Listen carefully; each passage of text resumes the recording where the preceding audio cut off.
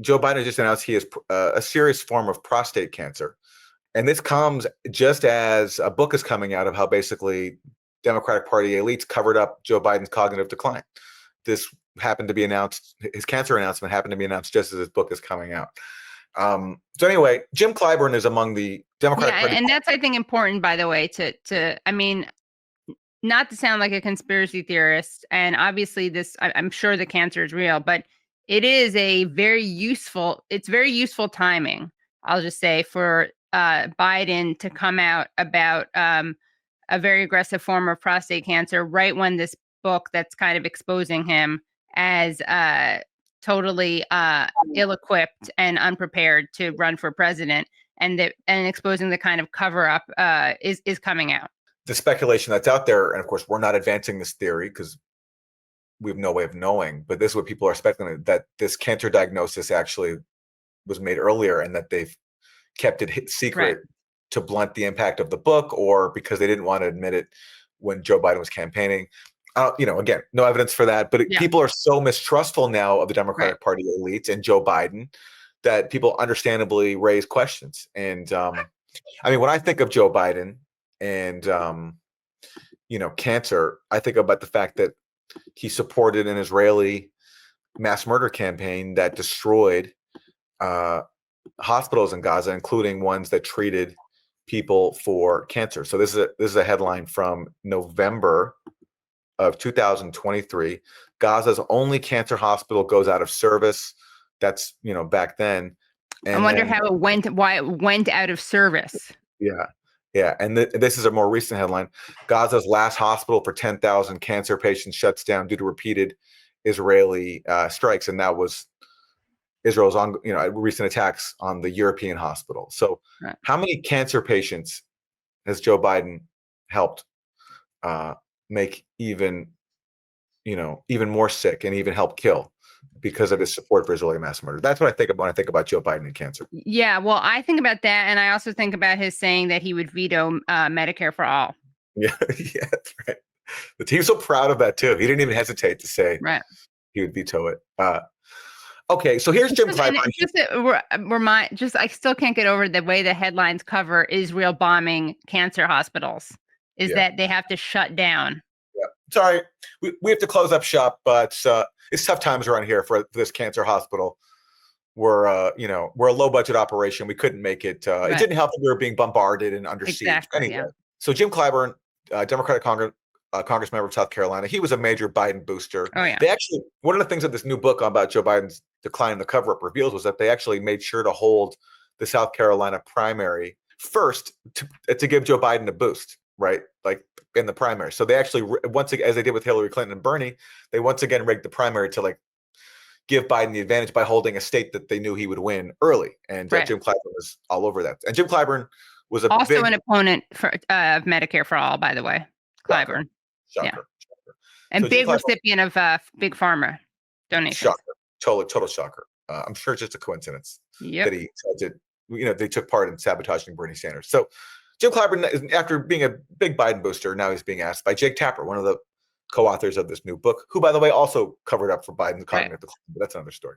Do you think that Joe Biden really would have been able to perform as president all the way through January?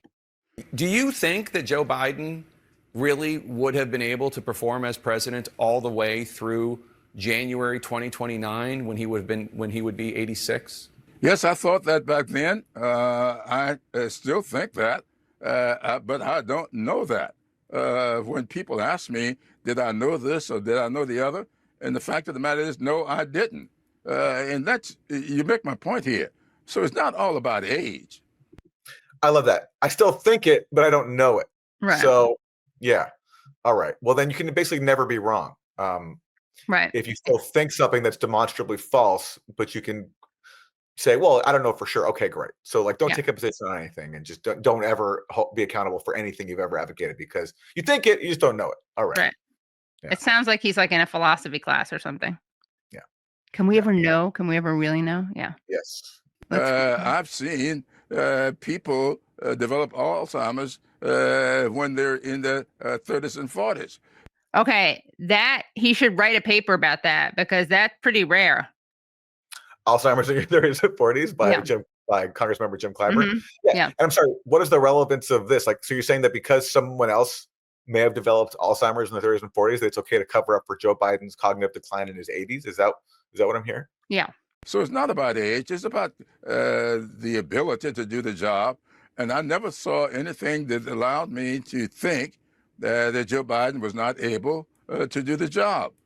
Just that simple.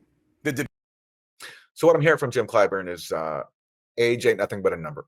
That's the message I'm hearing from Jim Clyburn, which is Right. Exactly.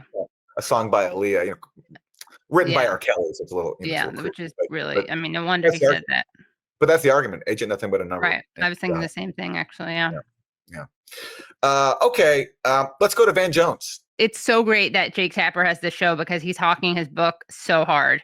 And in fact, in another clip, he's like, "You won't believe what we found." He does like a 5-minute promo for his own book. Okay. Van, I remember how emotional you were in the immediate moments after the June 20th. Jake, can we like, tone down the he just sounds so Van. He just sounds he's so aggressively obnoxious. I have a bias against Jake Tapper because of his support for Israeli mass murder and whitewashing of it. So I'm a little triggered when he talks, but come on, Jake, let's speak with more, I don't know, let's just like tone it down a little bit. Yeah. Van. You're hurting Aaron's ears. Yeah. 27th, 2024 debate because of what you saw. That's more hushed, right? He starts, Van, Yeah. but then he goes, It's almost like he's hearing you right now in real time. Yeah, exactly. Like we're in dialogue. Tap it down, says Danny. Good one.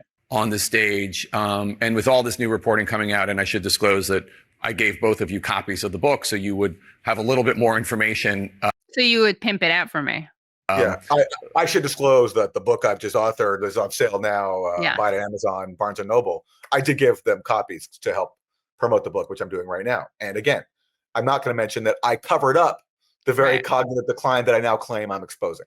Well, Aaron, as we said last week, I don't remember if it was in Thursday Throwdown or the regular show, but it is in some ways very appropriate for Tapper to write a book about a conspiracy because he participated in it. So he is quite the expert. A cover-up, yeah. Do you feel like you were duped, Van? Like, how do you feel? First, Oh, and by the way, shout out to Van for wearing a hostage pin. Nothing for Palestinians, but this book is extraordinary. Van Jones, like a former like revolutionary activist, prison abolitionist, and who literally has since compared wearing a keffiyeh in a Jewish neighborhood to showing up in Harlem with a Confederate flag. Well, I just showed you, everybody. If you're looking for inspiration, you can always reinvent yourself. You can go from being a like revolutionary activist to wearing an Israeli pin and basically being a tool of the Israel lobby. Right. And going on CNN. And, that's Van Jones. Everybody. Well, I should disclose, as Jake Tapper just disclosed that he had sent them his copies of his book, I should disclose that I'm a little bit impartial because Van Jones in a green room when we were both getting ready to go on TV, not on the same segment, but each of us were going on TV, he did compliment my hair. Okay, well, that's nice. Which makes my criticism of him actually all the more brave. I'm going to pat myself on the back for being able to get over my vanity. And despite the fact that he has very good, impeccable taste when it comes to hair, I'm still going to call him out. I saw Van Jones in a restaurant a few years ago, and I was looking at him very briefly. I was looking at him, and to the extent I was displaying any emotion, it was contempt, right? It was just contempt. But he didn't. He's either he missed it or he didn't want to see it. But he looked at me and gave me a nod back as if I was looking at him with fondness. And I wanted to say, Van, no, I'm not being. I'm not sending you positive vibes. But anyway, I decided you should have gone like this. Yeah, I should. And he would have known. Yeah, lost opportunity. Well, I'm sending the bad vibes out now. Yeah. I don't care who you are, left, right, or otherwise. Anybody who cares about this country and about just the dynamics of power, this is the emperor's new clothes playing itself out in real time. Everybody knew, but everyone was afraid to say, except for David Axelrod for 2 years, that something was wrong here. And so, I was shocked. I love Joe Biden. I don't like him. I love him. I got a chance to work with him when I was a part of the Obama administration and loved him more every day. I was shocked to see. Yeah, they actually. I forgot about. They actually threw Van Jones under the bus. Oh yeah.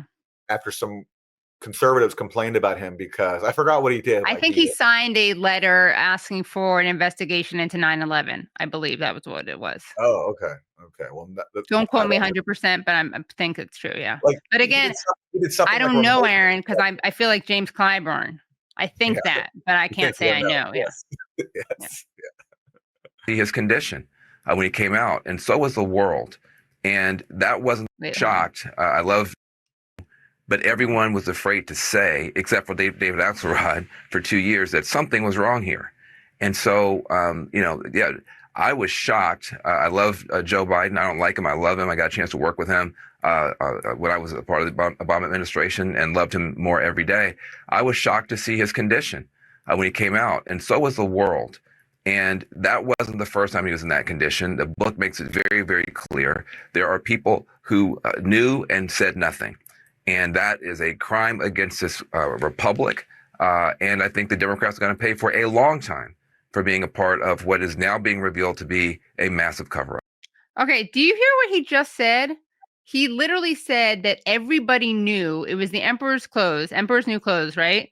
Everybody knew and no one said anything. And seconds after saying that, he said he was shocked. So which is it? Did you know and not say anything, or were you shocked? You actually can't have those two things at the same time. I think they're still figuring it out. And they're still processing it. My problem is they're only indignant because it made them look bad and it hurt their own electoral chances. Like it hurt their brand. And that's a no-no. Like, this is our brand. This is our Democratic Party brand. And Joe Biden hurt it. And that's bad. They don't care that Joe Biden in his declining state presided over two major geopolitical disasters, the proxy war in Ukraine and, even more criminal, Israel's mass murder campaign in Gaza, which he fueled with all his might because he's a career Israel apologist. And I think a bigot. Like, I think Joe Biden's a bigot. It's 100%. pretty obvious the way he talks about Palestinians. Oh, yeah. He just has racist contempt for them. And there's no sanctimony or outrage about that. It's all about because Joe Biden hurt their brand. And so now it's time for some complaining about that. Right. Yeah. And, it's Van calls it a crime against the Republic. Is it a crime against international humanitarian law to be funding and enabling a genocide, which he did? Yes, he did. And he's such a stickler for criminality. Yeah. And all these people are talking about accountability now, but they don't want any accountability for that, for the Biden support for genocide, because they were equally complicit in it. I just saw a great clip the other day. Jake Sullivan, Biden's national security advisor, he's got like a fancy position at Harvard Kennedy School. Yeah. Somebody in the audience stood up. Like, I think she either a student She's there, an alum. She's an alum. Yeah. Ann Thompson. And she said to the Harvard faculty member, or dean, and why are you hiring this guy? Yeah. Yeah. Why are you hiring this guy? He supported a genocide. And then Jake Sullivan gave this really disingenuous answer. I hear your concern. I'm glad. Thanks for raising your concern, but we did the best we could. We worked hard. Anyway, all these people. And the dean, Erica Chenoweth, was like, I'm not prepared to give because Chenoweth was basically asked why they hired him. And the response was, I'm not prepared to respond at this moment. But, she actually didn't call it genocide. I think she called it a horrible massacre. But Anne, anyway. No, I get it, Katie. You want to be diligent with the facts, and I don't want to misrepresent anybody. But anyway, it was a great question, and thank you. I'm very grateful that Jake Sullivan was called out for what he did, and he deserved that, especially if he's going to go and try to lecture young people on how to be in government and how to conduct diplomacy, which he never did. He undermined it at every turn. Anyway, so many people to criticize and be mad at, and we try to give you a good sample size today on today's Monday morning.